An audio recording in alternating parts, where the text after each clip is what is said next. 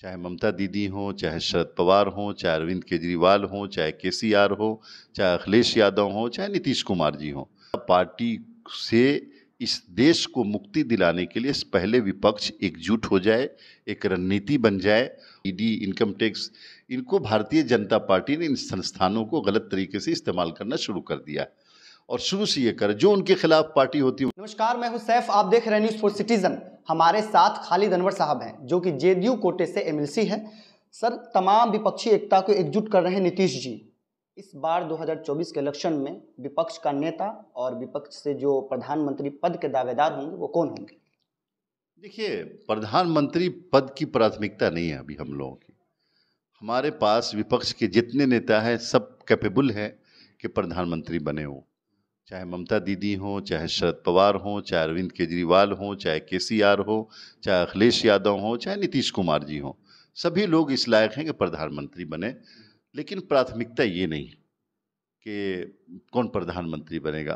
प्राथमिकता ये है कि भारतीय जनता पार्टी से इस देश को मुक्ति दिलाने के लिए पहले विपक्ष एकजुट हो जाए, एक रणनीति बन जाए और जो देश के लोग बिल्कुल हाहाकार के शिकार हैं, परेशानियों में पड़े हुए हैं, नौजवान, बिजनेसमैन, लेबर क्लास, सब लोग परेशानी में हैं, उनकी परेशानियां कैसे दूर हों, कैसे बीजेपी इस देश से जाए, इसके लिए हम लोग जमा हो रहे हैं। और देख लीजिएगा कि प्रधानमंत्री बनेंगे, इन्हीं में से कोई ना कोई बनेगा। नीतीश जी बनेंगे? बिल्कुल, क्यों नहीं बनेंगे।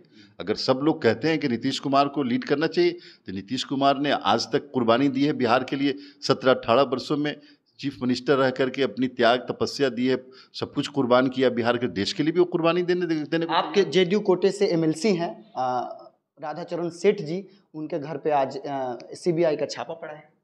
सीबीआई तो ढूंढती रहती है ऐसे लोगों को जो उनके खिलाफ बोले, जो उनके खिलाफ की पार्टी हो। सीबीआई, ईडी, इनकम टैक्स, इनको भारतीय जनता पार्टी ने इन संस्थानों को गलत तरीके से इस्तेमाल करना शुरू कर दिया और शुरू से ये कर जो उनके खिलाफ पार्टी होती है उनके लोगों पे इनकम टैक्स का छापा पड़ता है, सीबीआई का छापा पड़ता है।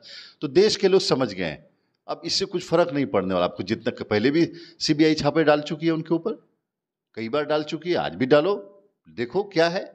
आप धमकाओ जितना धमकाना है, लेकिन नीतीश कुमार के लोग डरने वाले नहीं है, धमकने वाले नहीं है और किसी तरह की बुजदिली नहीं आएगी इनके अंदर। नीतीश कुमार के राज में भ्रष्टाचार अत्यधिक है, ये कहना है भारतीय जनता पार्टी का। वो इसलिए कहना है कि जो पुल का निर्माण हो रहा था वो पुल गिरा है नीतीश जी के राज में। एक भ्रष्ट पार्टी भारतीय जनता पार्टी, जिसने देश की संपत्ति को अपने मित्रों को दे दिया, जिसने एलआईसी का पैसा दे दिया, जिसने एसबीआई का पैसा निकाल के दे दिया, जिसने कैनरा बैंक और पंजाब नेशनल बैंक का पैसा दिया अपने मित्रों को, उसको बोलने का हक है। एक पुल निर्माणाधीन पुल गिरा है, जहां रेलवे टकरा रही, 3-3 रेल एक ट्रैक पे आ रही है, जहां हजारों की तादाद में लोग जख्मी हो रहे हैं और सैकड़ों लोग मर रहे हैं। उस सरकार को हक है, उस सरकार की पार्टी को बोले। करप्शन, नीतीश कुमार ने अपनी जिंदगी में 3 चीजों से कभी समझौता नहीं किया, न करप्शन से, न क्राइम से, न कम्युनलिज्म से। 3C का फॉर्मूला बहुत मशहूर है और हम लोग किसी भी हाल में इसको बर्दाश्त नहीं कर सकते हैं। अगर कंपनी को टेंडर हुआ है, उसने गड़बड़ी की है, तो नीतीश कुमार न कंपनी को छोड़ेंगे, न उस ऑफिसर को छोड़ेंगे जिसने गलत किया होगा। लेकिन पहले इंक्वायरी तो हो जाने दीजिए, किसी को नहीं छोड़ा जाएगा। देश के प्रधानमंत्री नरेंद्र मोदी बिहार के विकास के लिए दिल खोले हुए हैं। आप लोग जमीन नहीं प्रोवाइड कर रहे हैं, आप लोग बिहार का विकास नहीं करने दे रहे हैं, ऐसा कहना है भारतीय जनता पार्टी का। पूछिए भारतीय जनता पार्टी से कि जीएसटी का पैसा क्यों रोक लिया आपने, क्यों नहीं दे रहे बिहार को पैसा। बिहार में जितनी योजनाएं शुरू हुई थी, सड़कें शुरू हुई थी, सबका पैसा रोक लिया आपने। बिहार का फंड रोक करके आप क्या चाहते हैं?